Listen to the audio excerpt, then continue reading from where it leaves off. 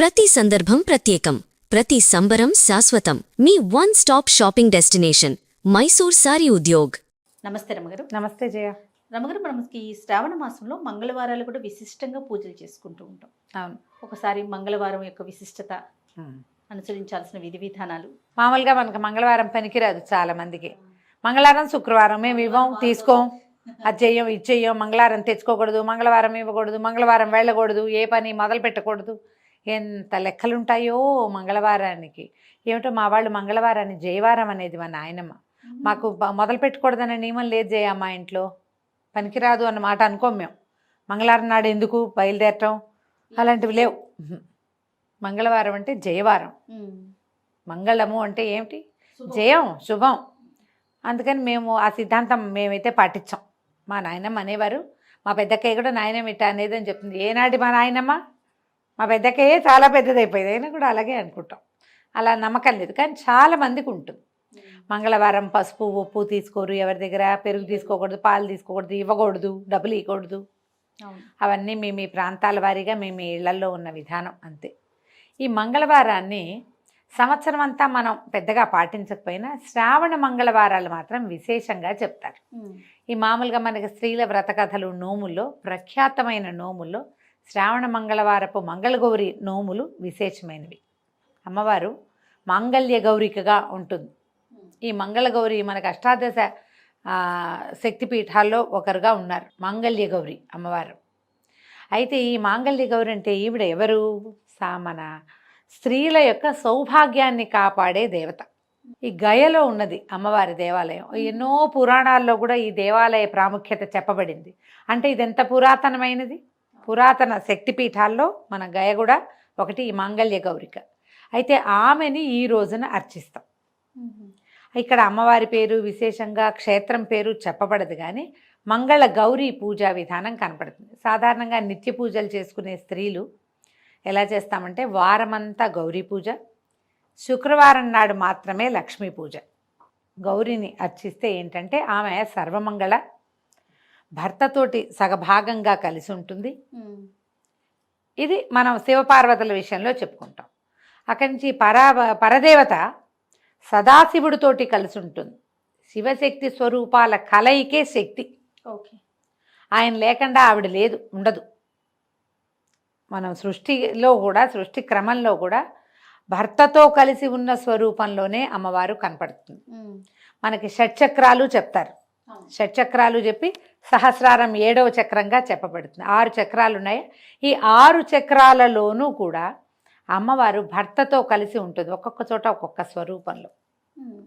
భూతనాథుడు భూతనాయకి, అట్లా శివుడు శివాని, శర్వుడు శర్వాణి, రుద్రుడు రుద్రాణి, ఇట్లా ఈశానుడు ఈశాని, ఇట్లా మొత్తం మీద ఆమె భర్తతోటే కలిసి ఉంటుంది. అంటే మనకి భర్తలతోటి విడదీయరాని సంబంధం కలిగి ఉండటానికి ఆశ్రయించవలసిన దైవం ఎవరంటే మంగళగౌరి.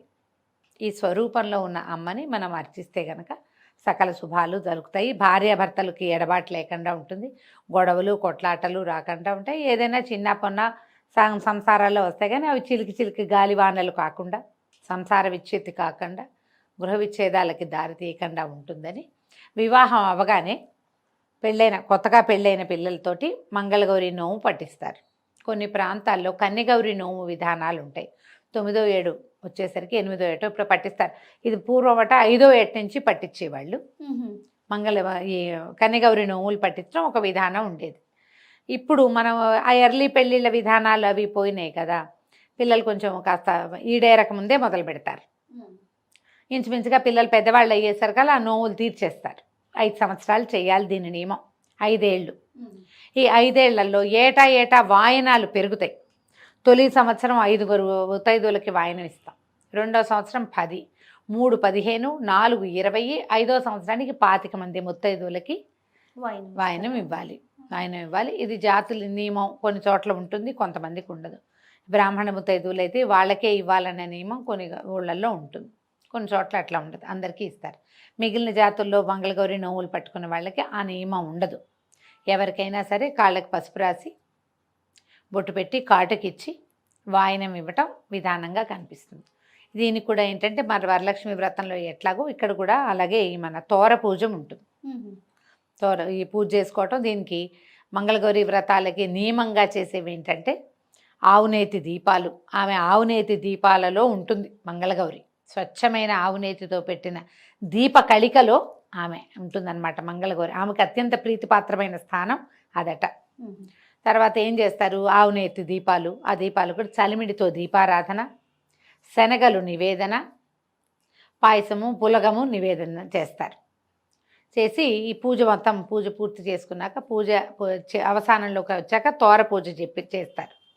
తోరం కట్టుకుని అప్పుడు అమ్మవారి కథ వింటారు. ఈ కథ వినేటప్పుడు ఏం చేస్తారంటే కత్తికి నెయ్యి రాసి ఈ ఆవునేతి దీపం మీద కత్తి పట్టుకుంటే ఈ ఆవునేతి పొగ ఈ కత్తికి పారుతుంది కాటికలాగా. అది కంటికి ధరించాలి. ఆ కంటికి ధరిస్తే మంచిది. ఎంత అద్భుతమైన విషయాలు కదా రమ్మగారు. మరి ఆవునేతి దీపారాధన మీద వచ్చిన కాటుక కంటికి మంచిది. మనం ఆముదం దీపం పెట్టుకుంటాం. అవును. ఇలా ప్రత్యేకంగా శ్రావణ మంగళవారం కాటుక విశేషమైంది. ఆ కాటుక పెట్టుకోవాలి. నోవు లేకపోయినా సరే మనకి వాళ్ళు ఎవరో తెచ్చారు ఆ కాటుక పెట్టుకుంటే బాగుంటుంది. చేయొచ్చు అట్లా. ఇనపదానికి ఈ కత్తి అంటే అదేదో వేరేది ఉండదు కదా, ఇనప కత్తులు ఉంటాయి. ఇనపదాని మీద పారిన కాటుక కూడా మంచిది. వెండి పళ్ళాలకి వాటికి పారిచ్చరు, ఇనపదే ఉండాలి. అందుకని కత్తి కాటుక పట్టించడం అంటారు దాన్ని. కత్తికి పట్టడం. అక్కడి నుంచి మొట్టమొదట పూజ అవగానే బుట్టవాయనం అని కొన్ని ప్రాంతాలు ఎత్తారు. మా వాళ్ళందరికీ కూడా బుట్టవాయనమే. ఇలా పూజ నుంచి లేవగానే ఎవరన్నా ముత్తైదుని ఇంటికి వచ్చేలాగా ఏర్పరచుకొని ఒక తోరం కట్టి ఆమెకు కాటుకిచ్చి పసుపు రాసి బొట్టు పెట్టి వాయనం ఇస్తారు. ఇస్తనమ్మ వాయనం, పుచ్చుకుంటున్నమ్మ వాయనం, 5 మాటలు మనం అంటాం, 3 మాటలు మనం అంటాం. వాళ్ళు కూడా పుచ్చుకుంటున్నమ్మ వాయనం అంటారు.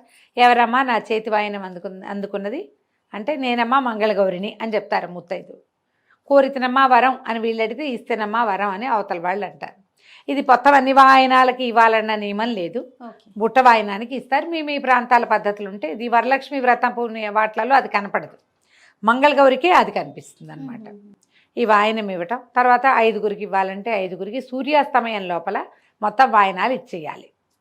పెరుగుతారా పెరగరా, ఏటా పెంచుకోవాలా, ఈ వారం చెప్తే వచ్చే వారం డబల్ ఇవ్వాలా, అవన్నీ కూడా మీ ఇళ్లల్లో ఉండే విధానము. 4 మంగళవారాలు ఉంటే ఆడపిల్లలకి గప్పుకుని ఏ ఇబ్బందో వస్తుంది. ఓ వారం కుదరలేదు అనుకో, మంచి రోజులు కాదు, అప్పుడు ఏం చేస్తారు, తర్వాత వారం ముందు వారం మానేసిన వాయినాలు కూడా ఇప్పిస్తారు. కొన్ని ప్రాంతాల్లో ఉంటుంది. మొన్న ఎవరో కలిశారు, అలా ఉండదండి మేము అలా చేయము అని చెప్పారు. అదేలేండి, కొంతమందికి ఇలా ఉంటుంది. ఓ వారం మానేసి ఇప్పుడు 25 మంది ముత్తైదువులకి ఇవ్వాలి 5వ సంవత్సరంలో, ఓ వారం మానేస్తే 50 మంది ముత్తైదువులని వెతుక్కోవద్దు, ఇళ్ళంబడి పడి తిరగాల్సి వస్తాం. అవన్నీ కొంచెం ఇబ్బంది అవుతాయి. అందుకని ఏ అత్తగారో ఆ అమెండ్మెంట్లు అవి మానేసినట్టున్నారు. వాళ్ళకు ధన్యజీవులు అలాంటిది ఏదైనా కుదిరితే చేసుకోవచ్చు. మేము పద్ధతి ప్రకారం వెళ్ళండి. దీనికి శ్రావణ మంగళవారానికి ఒక ప్రత్యేకమైన కథ చెప్పబడుతుంది. ఈ కథా కాలక్షేపమే చాలా ముఖ్యమైనది. ఇందులో పూజ అంతా లైన్ మామూలే, లడ్డువారీలని చేస్తారు. ఏం చేస్తారంటే 5 ఉండలు చేసి పాములాగా చేస్తారు. దాన్ని ఈ ఉండల మీద ఇట్లా వేస్తారనమాట. తర్వాత ఈ పూజ కూడా అమ్మవారికి ఆ పీట మీద అష్టదళ పద్మం వేయాలి. పద్మాలు పెట్టి అమ్మవారిని కూర్చోబెట్టుకోవాలి. పద్మాలు వేయటం, చిన్న చిన్న పువ్వులు వేస్తారు, వేసి అమ్మవారిని కూర్చోబెడతారు. ఈ కూర్చోబెట్టడానికి మంగళగౌరిని ఎట్లా చేయాలి, మనకి ప్రతిమ ఉండదు కదంటే పసుపు గౌరి.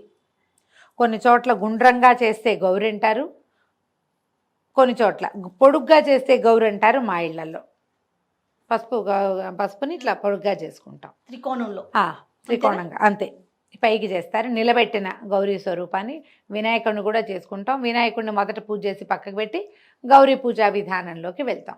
ఈ శ్రావణ మంగళవారపు కాటుకని చక్క భద్రంగా దాచిపెట్టుకుంటే సంవత్సరం అంతా పెట్టుకోవచ్చు. నేనేం చేసేదాన్ని అంటే కత్తి కాటుకు పట్టించి ఎవరికైనా కత్తి ఇట్లా చూపించడం నాకు ఇష్టం ఉండేది కాదు.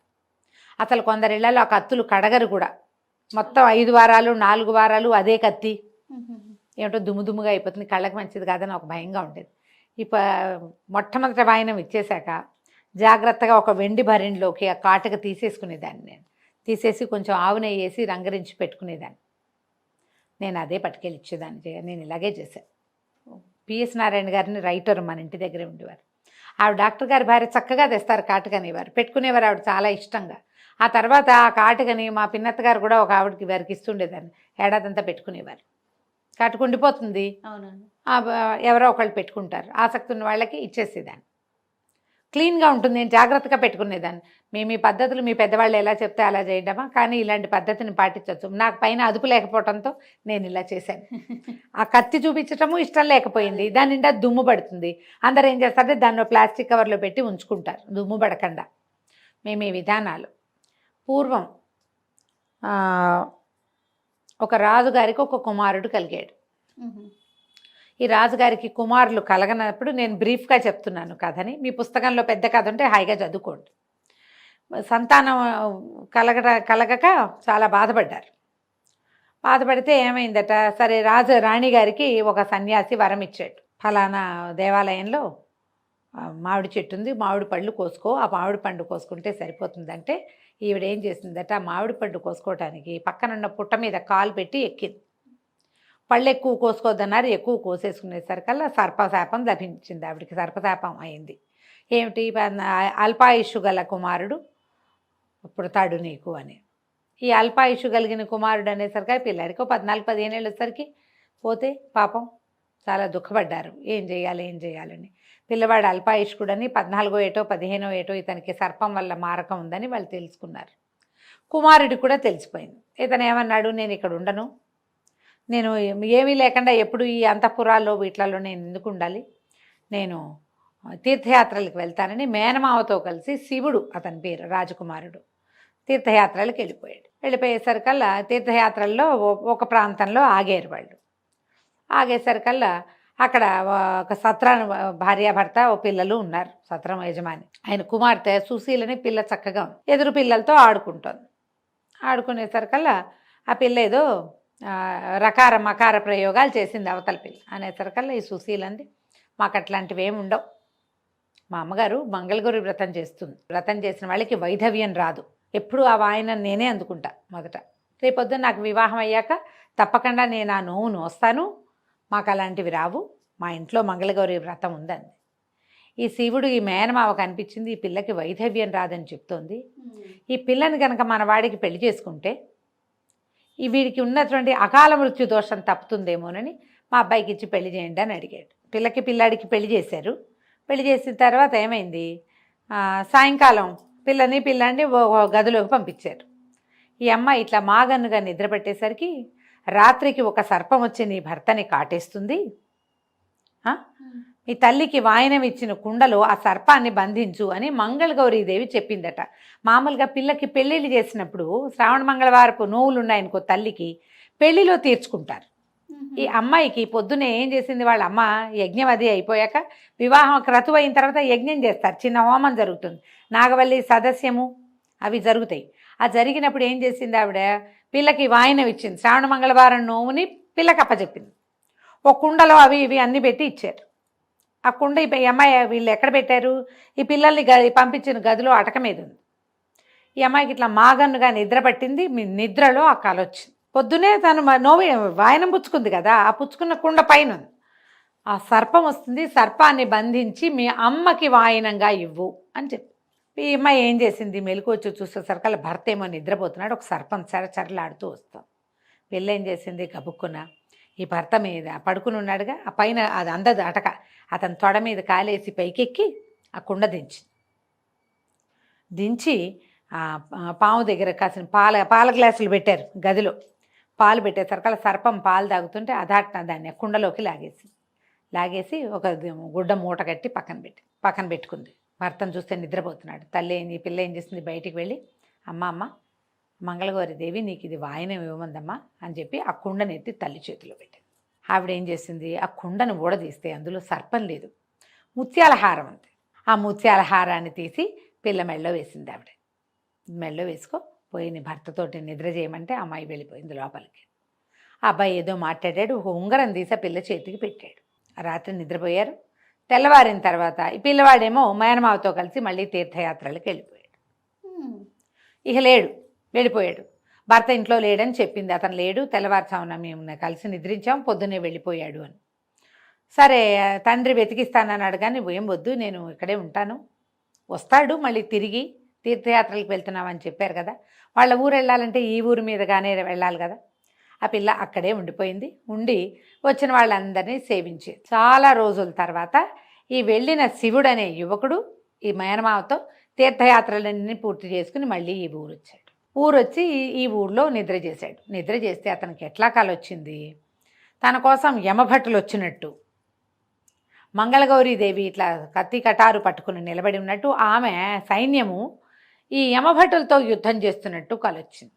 యమభటులు అందరూ వెళ్ళిపోయినట్టు, తను అక్కడే నిలబడి ఉన్నట్టు, ఆమె ఇట్లా కత్తి ఖడ్గాలు అవి పట్టుకుని తనకి రక్షణగా ఉన్నట్టుగా కలొచ్చింది. నాకు ఇట్లా కలొచ్చింది అని మేనమావకు చెప్పాడు.